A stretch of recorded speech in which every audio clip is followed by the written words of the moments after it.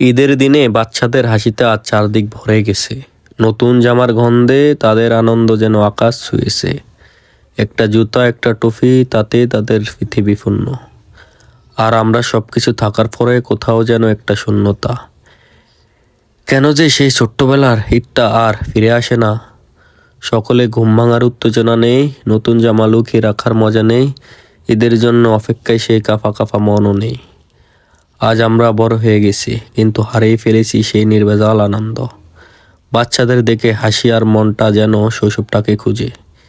ওদের আনন্দ দেখে বারবার ফিরে যেতে ইচ্ছে করে সেই ফেলে আসা দিনগুলোতে। আমাদের শৈশবের ঈদগুলো তো এমন দামি উপহারে মোড়া ছিল না। ছিল সস্তা রঙিন চশমা, একটা বেলুন আর পকেটে 2 টাকার কসকসে নোট। এখন হাতে দামি স্মার্টফোন আছে, কিন্তু ছাদ দেখার সেই ব্যাকুলতা নেই। পকেটে 1000 টাকা সালামি দেওয়ার সামর্থ্য আছে, কিন্তু পাওয়ার সেই তৃপ্তি নেই। তখন একটা নতুন জামা বালিশের নিচে ঘুমানোটা ছিল পৃথিবীর শ্রেষ্ঠ সুখ। আর আজ আলমারি ভর্তি দামি পোশাকের বেড়ে মনটা যেন কেন বড় একা। বড় হওয়ার মিছিলে আমরা কখনো যে উৎসবের সহজ সরল আনন্দটা হারিয়ে ফেললাম।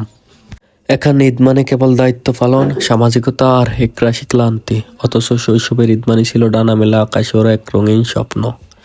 বাচ্চাদের হই হুল্লারে দেখে আজ বুক ফেটে একটা দীর্ঘশ্বাস বেরিয়ে আসে। মনের গহীনে এখন সেই ছোট্ট আমিটা খুঁজে ফেরা হারানো মেলার মাঠে।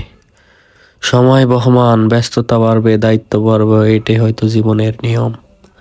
তবুও প্রতিটা ঈদে বড় হওয়ার আড়ালে শৈশবটা একটা চিমটি নোনা জল হয়ে চোখে ভাসে। ঈদ তো আজও আসে, শুধু আমরা আর আগের মতো থাকি না।